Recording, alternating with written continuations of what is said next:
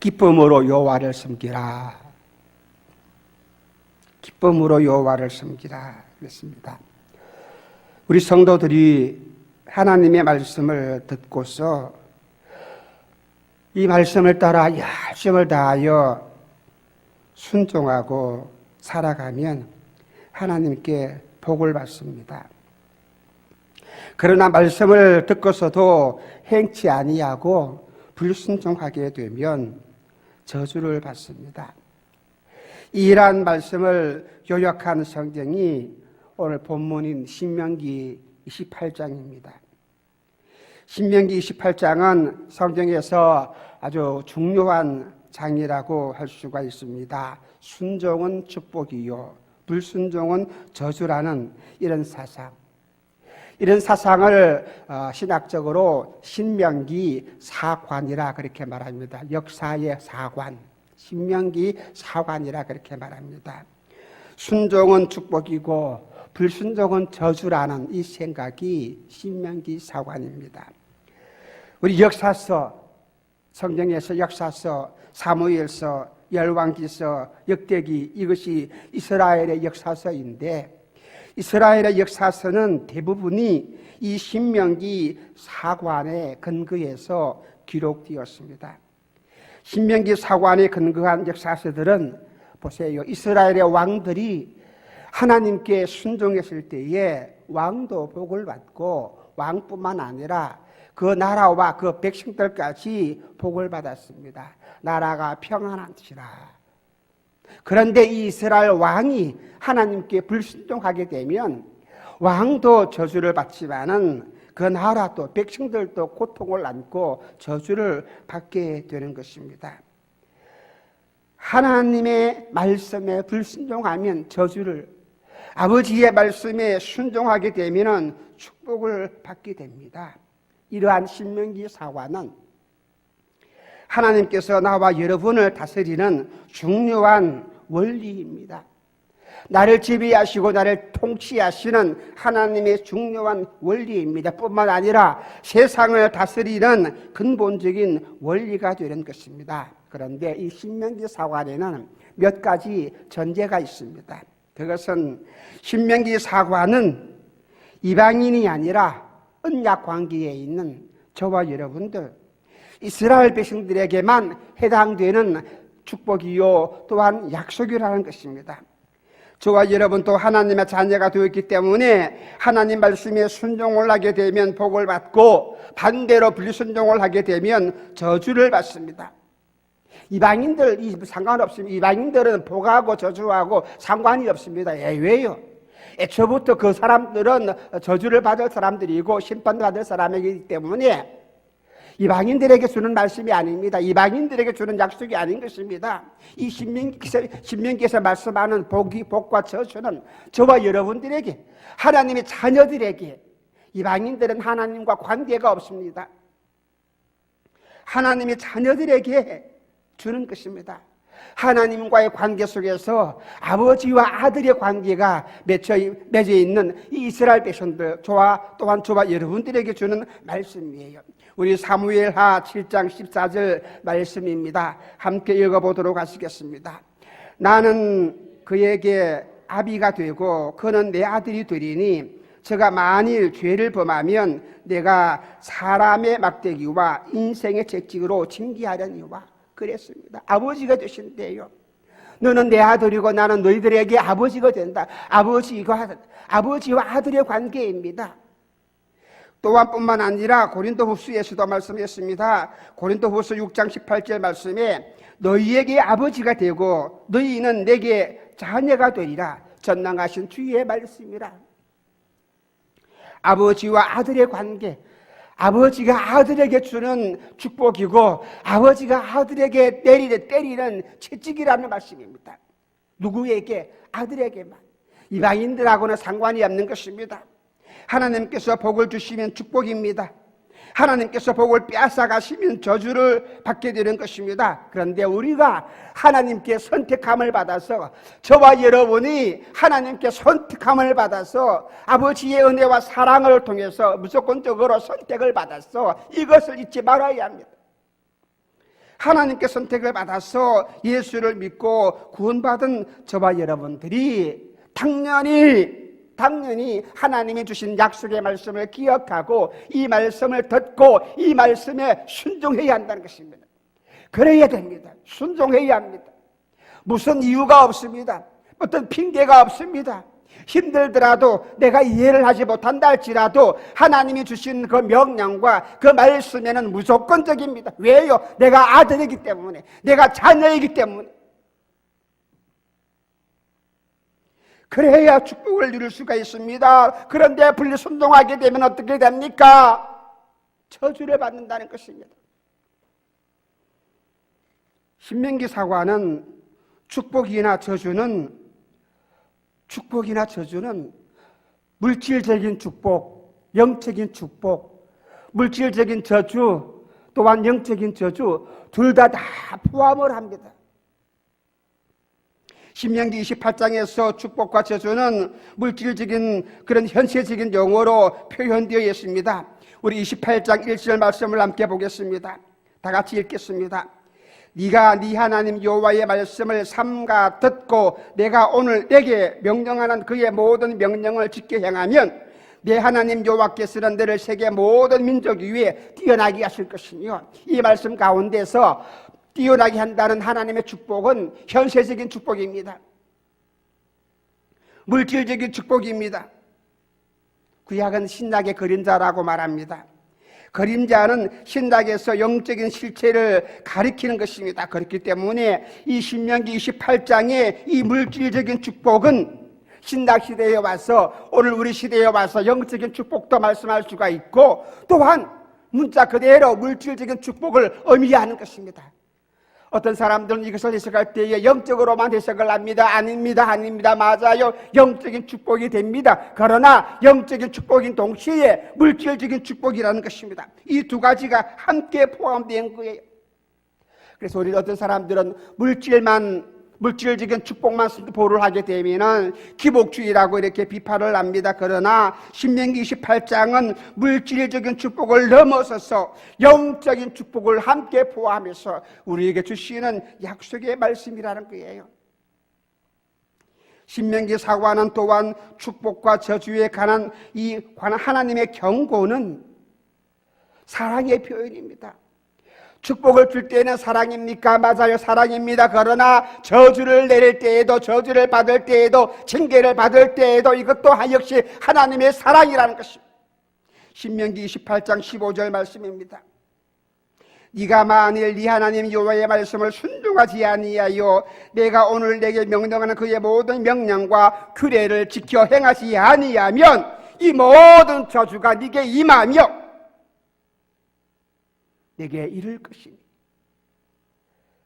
하나님께서 이스라엘 백성들이 미워서, 하나님께서 저와 여러분들을 미워서 징계하고 채찍하고 저주합니까? 아닙니다. 절대로 그것은 아닙니다. 왜 징계하십니까? 왜 채찍을 내리십니까? 그것은 나를 살아가시기 때문에, 저와 여러분들을 살아가시기 때문에, 아버지가 되시기 때문에. 자식이 다른 길로 가는데, 자식이 악한 길로 가는데 가만히 구경하는 부모가 어디 있겠습니까? 가만히 구경하는 부모가 어디 있습니까?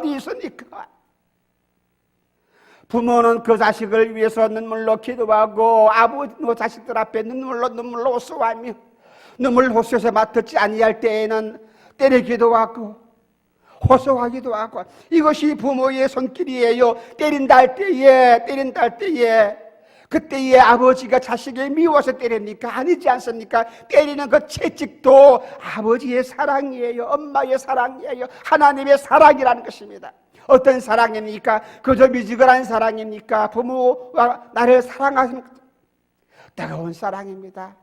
어떠한 사랑과도 비교할 수 없는 간절한 사랑이라는 것입니다. 이 신명기 사관은 또한 축복과 저주, 내세의 문제를 결정하는 것이 아니라 단지 지금 내 가치의 정감, 내 가치가 올라가고 내 가치가 떨어지고 이것을 의미하는 것입니다. 나중에 내가 내세에 하늘나라에 가서 받는 축복, 그것을 의미하기 이전에 지금 내 시간에 내가 사는 이 시간에, 이때에, 이 생활에 내가 100원을 가지고 있는데 하나님께서 내게 축복을 주시면 이제는 이 100원이 아니라 1000원, 만원, 100만원으로 증감하는 거예요. 더 올라가는 거예요. 100원에서 100만원, 억으로 올라가는 것이 축복이라는 것입니다. 그런데 저주가 무엇입니까? 바로 이 시간에 내가 말씀을 순종치 아니했을 때에 내가 100원을 가지고 있었는데 이 100원마저도 잃어버리는 것, 이것이 저주라는 것입니다.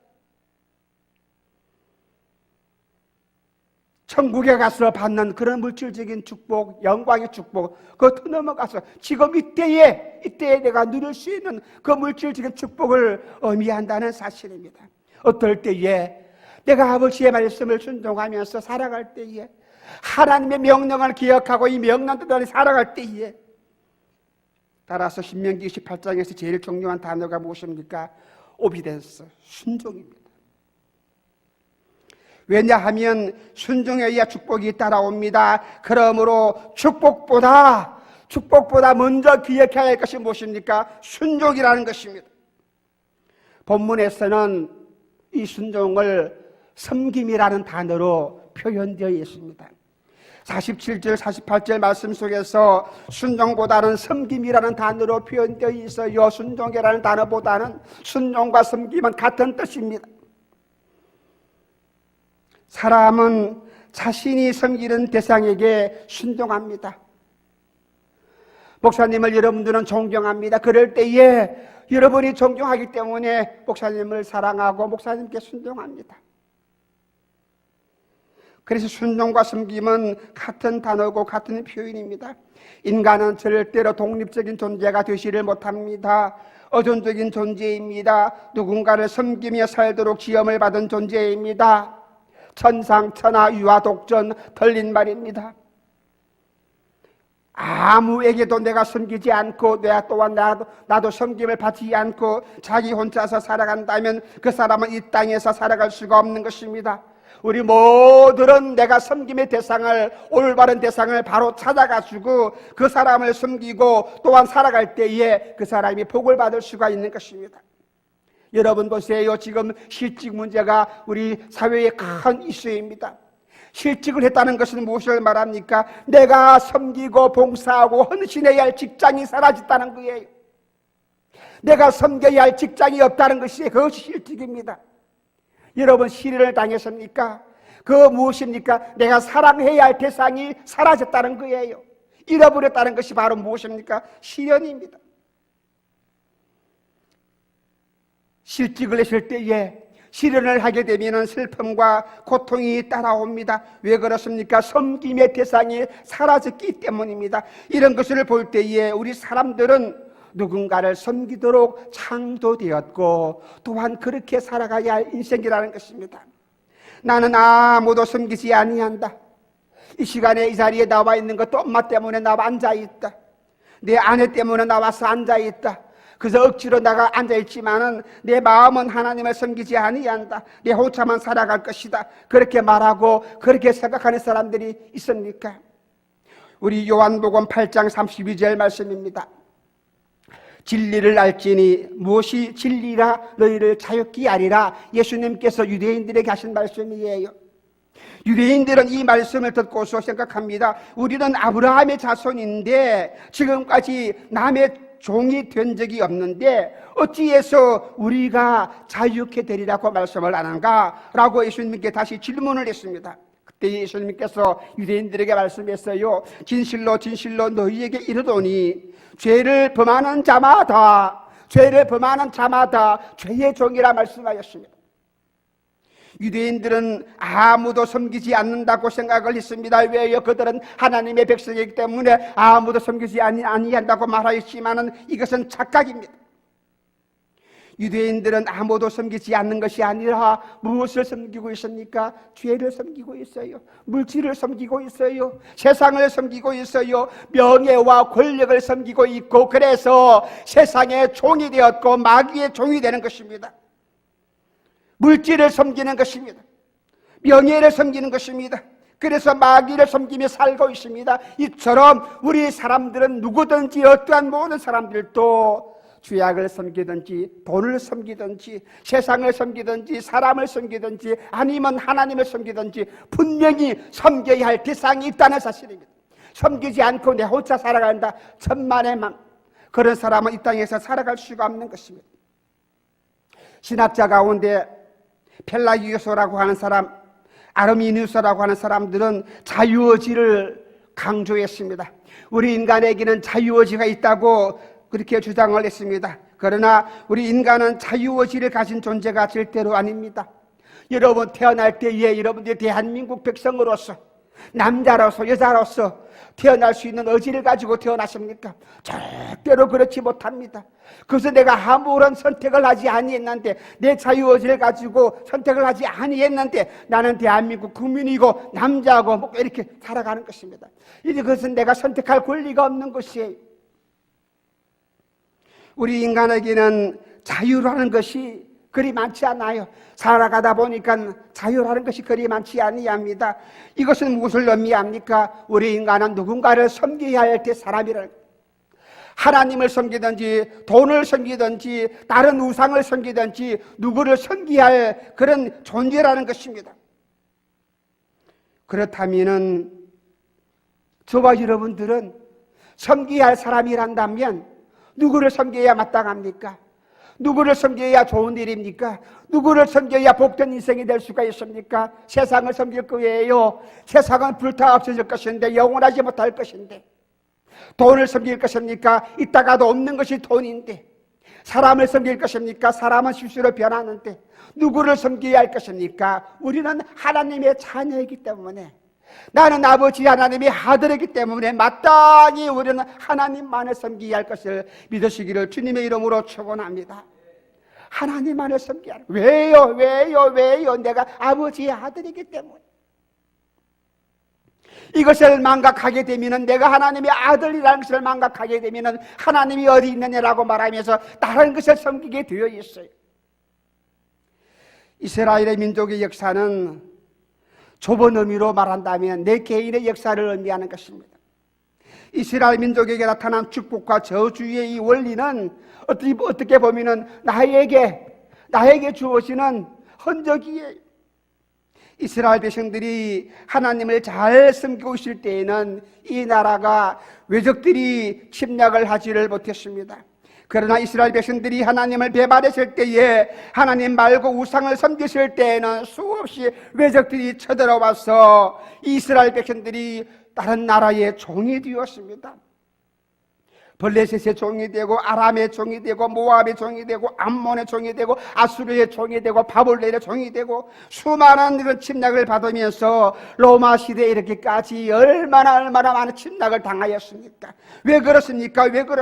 이들이, 이스라엘 백성들이 하나님을 등지고 사람을 섬기고 물질을 섬기고 우상을 섬겼을 때에, 하나님만을 섬기야 할 이스라엘 백성들이, 그 하나님의 아들 딸들이 하나님을 등지고 다른 신을 섬겼을 때에, 하나님은 가차없이 자기 자녀라 할지라도 그들에게 징계하시고 그들에게 주었던 모든 축복도, 그 성전까지라도, 성전의 기명까지라도 다 빼앗아가 버려요. 다니엘이 하나님께 기도를 하다가 있잖아요, 이 사실을 깨달았어요. 우리 민족이 하나님을 등지고 우상을 섬기다가 이제 우리가 이렇게 바벨론에 끌려와서 포로 생활을 하는구나. 우리의 죄악이 너무나 크구나. 하나님께 진노를 받아도 마땅한 나라이구나, 마땅한 백성이고 마땅한 존재이구나. 이것을 깨달았어요. 누가요? 다니엘의 기도를 하다가. 에레미야 선지자가 우리 민족이 바빌론에 70년 동안 포로가 될 것이라고 예언했는데, 이 예언한 의미가 무엇인가를 알았습니다. 다니엘서 9장 2절 말씀입니다. 다 같이 읽도록 하시겠습니다. 곧 그 통치 원년에 나 다니엘의 책을 통해 여호와께서 말씀으로 선지자 에레미야에게 알려주신 그 연수를 깨달았나니 곧 예루살렘의 황폐함이 70년 만에 그치리라 하신 것이니라. 다니엘이 우리 민족의 저주를 받아서 고통을 겪고 있는 그 원인이 무엇인가를 깨달았습니다. 외적의 종이 되어서 외적을 섬기게 된 그 원인을 알았습니다. 이것이 무엇인가를 알았습니다. 하나님의 약속이 이루어진 것이 외적에게 침략을 당하고 70년 동안 포로 생활을 하게 될 것이라는 하나님의 약속이 이루어졌는데 왜 하나님께서 이런 침략, 이런 저주의 약속을 내렸었는가를 다니엘이 깨닫고 하나님께 눈물로 회개하며 죄악을 깨닫고 자신의 모습을 발견하고 하나님께 저주를 받는 원인을 알고서 다니엘은 그 자리에 앉아서 눈물로 회개하며 기도합니다. 다니엘서 9장 16절 말씀이에요. 주여 구하옵나니 주는 주의 공의를 따라 주의 분노를 주의 성 예루살렘 주의 거룩한 산에서 떠나가게 하옵소서. 이는 우리의 죄와 우리 조상들의 죄악으로 말미암아 예루살렘과 주의 백성이 사면에 있는 자들에게 수치를 당하였습니다. 우리의 죄악입니다. 나의 죄악입니다. 우리의 죄악입니다. 나의 죄악입니다. 내가 저주를 받은 것은, 내가 징계를 받는 것은 아버지의 말씀에 불순종하고 하나님을 제대로 섬기지 못하고 우상을 섬겼던 이 모든 죄악의 결과입니다. 하나님, 우리를 불쌍히 여기시고 우리를 다시 한번 돌이켜주시고 회복시켜주시고 아버지의 백성의 나라에 갈 수 있도록 하나님 인도해달라고 다니엘의 눈물로 기도합니다. 여러분들은 어떠합니까? 이스라엘 백성들이 섬길 수 있는 대상은 두 가지입니다. 하나님을 섬길 것, 아니면 세상을 섬기고 죄악을 섬기고 마귀를 섬길 것, 이 두 가지입니다. 이스라엘 백성들은 이 두 가지 가운데서 나는 이것을 섬길 것이다, 나는 하나님을 섬길 것이다 선택할 수 있는 권리가 없어요. 왜요? 왜요? 그것은 이스라엘 백성들은 당연히 하나님만을 섬기게 되어 있어요. 그래야 됩니다. 그래야 됩니다. 나의 의지로 내가 세상을 섬기고 죄악을 섬길 것이다, 물질을 섬길 것이다, 그렇게 권리를 가지고 있는 것이 아닙니다. 저와 여러분도 마찬가지예요.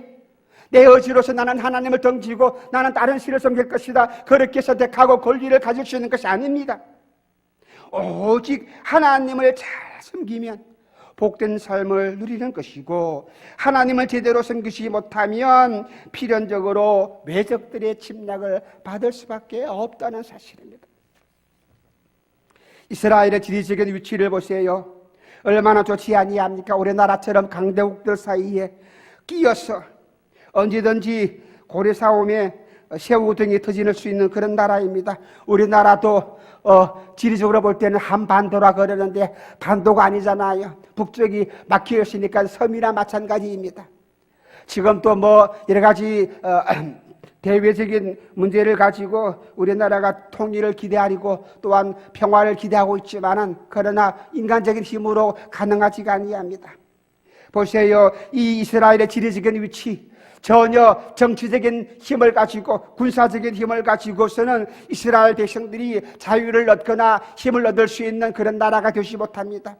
자기들의 능력으로서는 자기들의 권리를 지키지 못하는 것입니다. 이스라엘을 지키는 능력이 어디에 있습니까? 오직 보이지 아니하는 하나님의 능력, 하나님의 손에 있다는 사실입니다. 보이지 아니하는 하나님의 손이 이스라엘을 지키고 있을 때에 어떤 위적들도 침략하지 못합니다.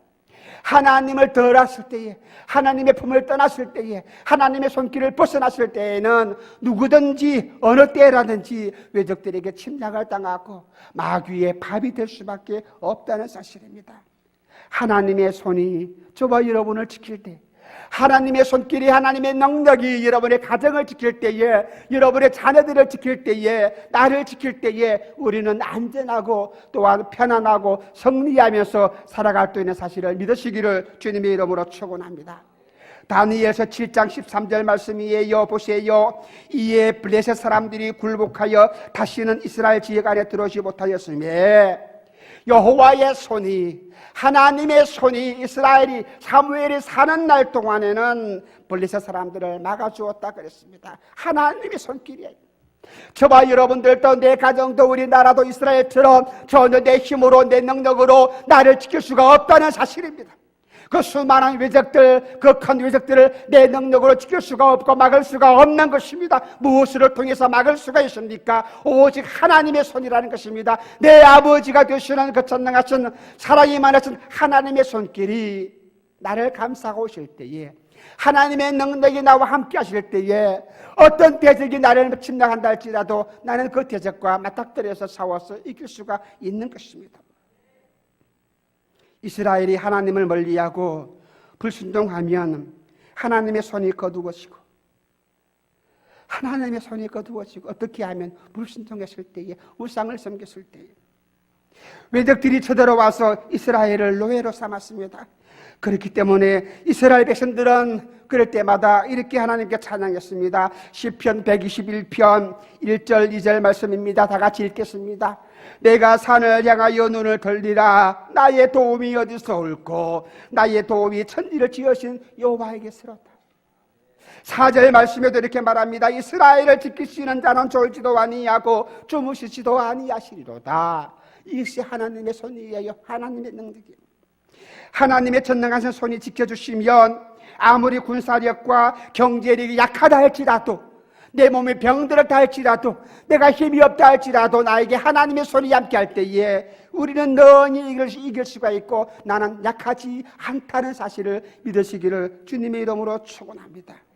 원수들 보세요. 어떻게 하나님하고 비교가 됩니까? 원수들이, 그 마귀가 내가 섬기고 내가 사랑하는 어떻게 그 하나님과 비교할 수가 있겠습니까? 그런데 하나님을 덩지고 하나님께 돌아서서 아무것도 아닌 물질을 따라간다면, 우상을 따라간다면, 그들을 섬긴다면 참으로 얼마나 어리석어 되겠냐. 하나님은 자비로우시고 은혜로우시며 나를 애굽의 노예 생활에서 건져내어 주시고 언제나 우리에게 축복을 베푸시는 하나님이십니다. 그러므로 우리는 하나님을 섬기되 하나님을 진심으로 섬기고 기쁨으로 섬겨야 합니다. 그럴 때 하나님께서는 나의 가치를 자꾸 증가시켜 주십니다. 나는 별로 존귀하지 아니합니다. 나는 별로 잘나지도 못했습니다. 그런데 하나님께서는 나에게 복을 베풀어 주시는데 나를 모든 사람들보다 더 앞장서게 하시고 존귀하게 만들어 주시는 하나님의 축복이라는 것입니다. 말단 사울이라는 그 사람이 아버지의 축복을 받으니까, 하나님의 손이 함께하니까 순식간에 성진에서 부장도 되고 대리도 되고 이사도 되고요. 무엇이 그렇게 만들었습니까? 하나님의 손길입니다. 하나님이 함께 하실 때에 그렇습니다. 그러나 반대로 예수 믿는다고 하면서, 집사라고 하면서, 장로라고 하면서 술 먹고 방탕하고 그 모든 자리를 가리지 아니하고 다 참석하여 그들과 함께 같이 살아간다면 어찌 하나님이 그들을 축복해 주시겠습니까? 아버지의 말씀은 온데간데 없고 내 생각대로 내 마음대로 살아가면서 내가 하나님을 섬긴다고 한다면 어찌 하나님이 그 사람에게 복을 주시겠습니까? 우리 인간적인 관점을 바라본다 할지라도 그런 사람들을 서지도 아니하고 관심도 두지 아니할 것입니다. 원수들을 어떻게 합니까? 원수들은 어떻습니까? 이 원수들은 언어도 다르고 용모도 흉악하고 노인과 아이들도 긍휼히 여기지 아니하는 잔인한 그런 사람들입니다. 게다가 한 민족도 아니고 이 원수들은 수많은 민족들이 되어서 이스라엘 민족들을 괴롭혔습니다. 이 민족을 만족시켜 주려면 이스라엘 민족들이 어떻게 해야 되니까? 바벨론을 만족시켜주고, 아수르를 만족시켜 주려고, 애굽을 만족시켜 주려고, 암몬을 만족시켜 주려고, 자기보다 더 큰 나라를, 더 큰 민족을 만족시켜 주려고 그저 조공을 갖다 바치고 그렇게 한다고 해서 이스라엘 민족이 안전을 지킬 수가 있겠습니까? 이스라엘 민족이 말년에 망한 것이 무엇 때문입니까? 애굽을 섬기다가, 바빌론을 섬기다가, 아수르에게 조공을 바치다가 하나님께 기도하지 아니하고 자기 민족보다 더 강한 나라라고 해서 강한 나라에게 좀 빌붙어 살게 되면 우리 민족이 살 것이다라고 생각해서 다 큰 나라에게 빌붙어 살지 않았습니까? 그런데 이 나라들이 망할 때마다, 아수르가 망할 때마다, 바벨론이 망할 때마다 이스라엘 민족은 함께 망하고 함께 고통을 겪는 거예요. 그러나 우리가 사랑해야 할 분, 내가 섬겨야 할 분이 누구입니까? 아버지 하나님 한 분밖에 없다는 것을 우리가 잘 압니다. 이런 모든 여건들을 생각해 볼 때에 내가 섬겨야 할 분은 나를 창조하시고 너는 내 아들이라, 너는 내 아들이라 그렇게 애타게 부르시고 찾으시는 그 하나님 한 분만을 내가 사랑하고 섬겨야 되지 않겠습니까?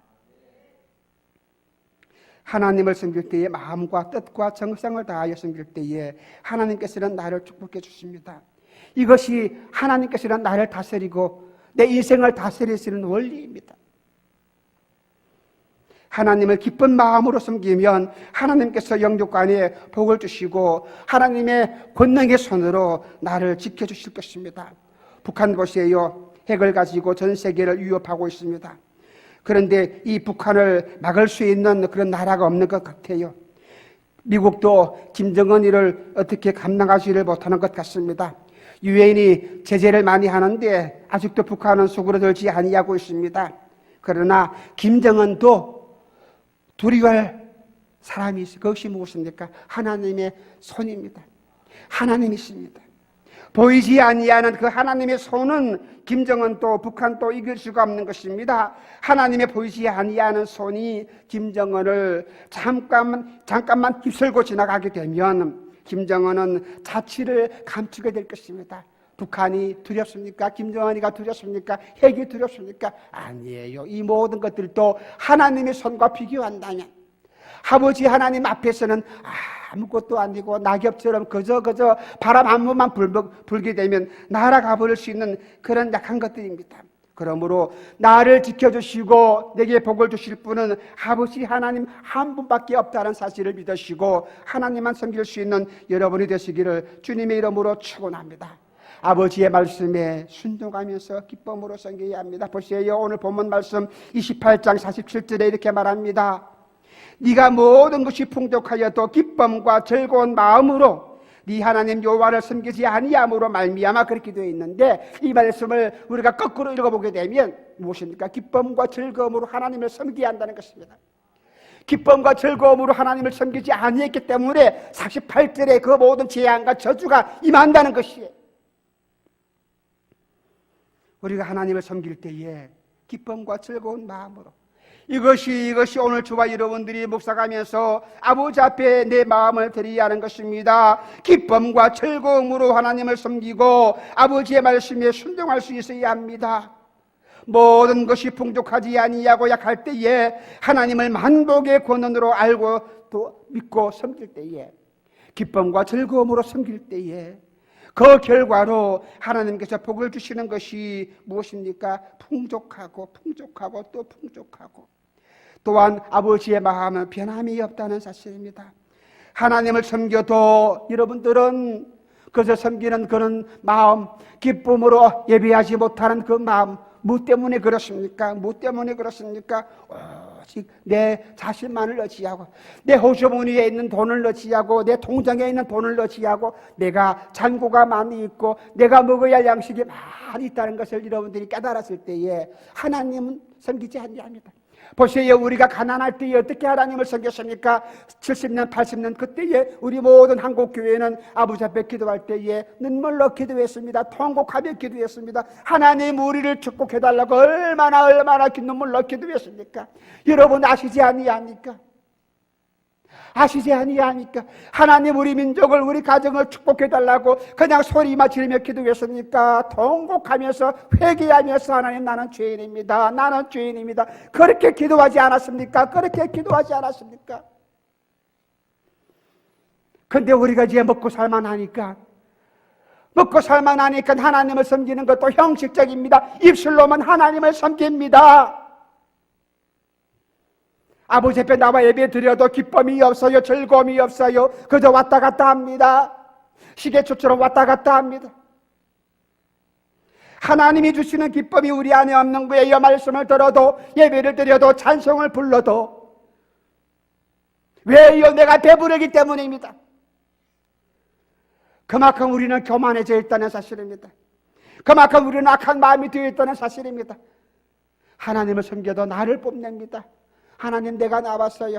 내가 오늘 많은 것들을 아버지 앞에 헌금을 드렸습니다. 주님께서 주신 축복이 있어서 내가 11조를 다 드렸습니다. 그만큼 11조를 드리고 10의 2조를 드렸습니다. 10의 3조를 드렸습니다. 자기 의를 자랑합니다. 그러면서 아버지 앞에 예배를 드립니다. 물론 그렇게 해야 되겠죠. 예배를 드리고 나도 기쁨이 없습니다. 예배를 드리고 나도 만족이 없습니다. 왜 그렇습니까? 자기의 죄악 때문에 자기의 만족을 누리려고요. 이스라엘 백성들은 그래서 너무나 잘 알았습니다. 고통 가운데서 또한 어려운 가운데서 하나님께 찬송했습니다. 시편 100편 1절 2절 말씀입니다. 함께 읽도록 하십시다. 온 땅이여 여호와께 어떻게 해요? 즐거운 찬송을 부를지어다. 기쁨으로 여호와를 섬기며. 느헤미야서 8장 10절 말씀이에요. 느헤미야가 그들에게 이르기를 너희는 가서 살찐 것을 먹고 단 것을 마시되 준비하지 못한 자에게 나누어 주어라. 이 날은 우리 주의 생일이니 근심하지 말라. 여호와로 인하여 어떻게 하라고 해? 기뻐하라 그랬습니다. 우리 성도들이 진실로 하나님을 기쁨으로 섬기면, 아버지 하나님을 섬길 때에 기쁨으로 섬기면, 마음과 뜻과 정성을 다하여 기쁨으로 섬기면 하나님께서 나의 능력이 되시고 우리를 축복해 주신다는 사실입니다.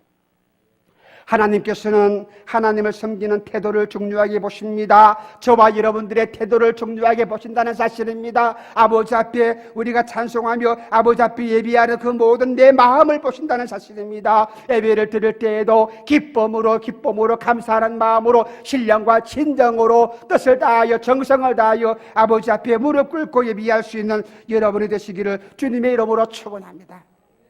우리가 아버지 앞에 엎드려서 예배하지 않니합니까? 그 천망하신 그 아버지 앞에 어떻게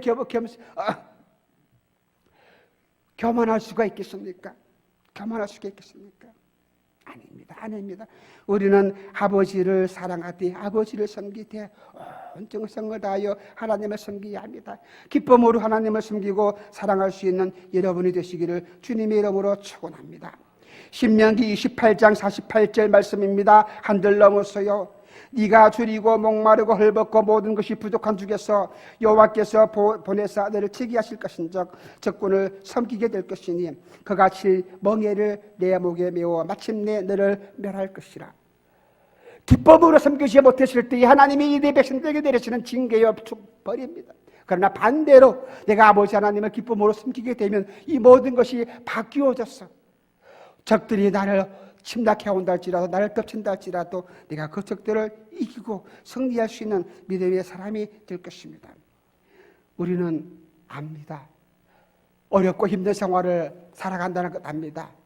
모든 형편이 나도 알지 못하는 그런 구름텅이로 빠져간다는 것 압니다. 그러나 기쁨으로 사도 바울은 감옥에 있으면서 백성들 그 빌립보 교인들에게 말하였습니다. 항상 기뻐하라. 쉬지 말고 무슨 일을 할 때마다 자기도 감옥에 갇혀 있는데 고통스러운 감옥에 있으면서도 그 교인들에게 편지하기를 기뻐하라. 이것이 하나님의 뜻이래요. 기뻐하는 것이 하나님의 뜻이래요. 요시야 왕이 8살의 왕이 되었습니다. 어린 나이에 왕이 되어서 하나님을 섬기기로 굳게 마음의 결심을 하고 작정을 했습니다. 그래서 요시야는 성전을 수리하는 가운데에 신명기 이 말씀을 발견하였습니다. 역대하 34장 18절 19절 말씀입니다. 서기관 사반이 또 왕에게 고하여 가로되 제사장 hil기야가 내게 책을 주더이다. 사반이 왕의 앞에서 읽으매 왕이 율법의 말씀을 어떻게 듣고 자기 옷을 찢고서 회개합니다. 요시야는 신명기를 읽으면서 왜 이 나라가 저주를 받았는지 고통이 임하게 되었는지를 분명히 깨달았습니다. 우리 백성이 하나님 말씀에 순종치 아니했구나. 이것을 발견한 요시야 왕이시만은 엎드려서 통곡하면서 회개하면서 하나님께 기도하였습니다. 모든 백성들을 모아놓고 아버지 앞에 우리가 회개하면서 기도하자. 다시금 아버지 하나님이 언약을 갱신하고 6월절 행사를 대대적으로 치루었습니다. 우리들도 그렇습니다. 설교를 들어도 귀에 듣기 좋은 설교만 들으려고 합니다. 그래서 그것만 듣고서 은혜를 받았다고 말하는데 아닙니다. 신명기를 읽고 또 읽어야 합니다. 그리고 나의 삶이, 내 생활이 신명기와 얼마나 떨어져 있는가를 여러분들이 점검을 해야 합니다. 내가 얼만큼 아버지의 말씀에 가까이 와 있는가, 내 생각에 내 또한 마음이 아버지의 말씀을 소홀하게 여기지 아니했는가를 발견하고 깨닫고 내 죄악이 느껴진다면, 눈에 들어온다면 회개하고 다시금 주님께 나와서 기쁨으로 하나님을 섬길 수 있는 사람이 되시기를 주님의 이름으로 축원합니다. 우리가 섬길 때에, 기쁨으로 하나님을 섬길 때에 하나님이 내게 주시는 복이 무엇입니까? 하나님을 기쁨으로 섬길 때에는 외적들이 침략들도 막아주시게 되고 마귀의 모든 침략들도 막아주시게 되는 것입니다. 그러나 내가 아버지 하나님을 섬기지 못할 때에는 하나님이 내게 내리시는 저주도 우리는 방금 읽었습니다. 신명기 28장 2절 말씀입니다. 네가 네 하나님 여호와의 말씀을 청종하면 이 모든 복이 내게 임하여 내게 이르리니 그랬습니다. 말씀을 맺겠습니다.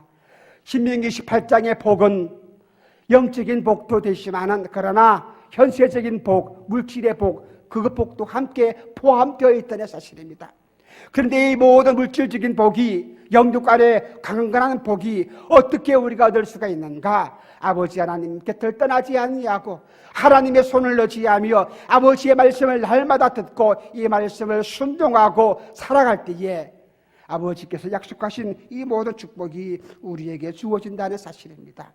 내가 이 말씀을 벗어난다면 내 호주머니에 있는 100원마저도 날아가 버리고 저주여 받는 그런 생활이 될 수밖에 없을 것입니다. 세계 역사를 보더라도 하나님을 섬긴 나라가, 하나님을 기쁨으로 섬긴 나라가 복을 받은 그런 민족들이 된 것을 우리는 기억합니다.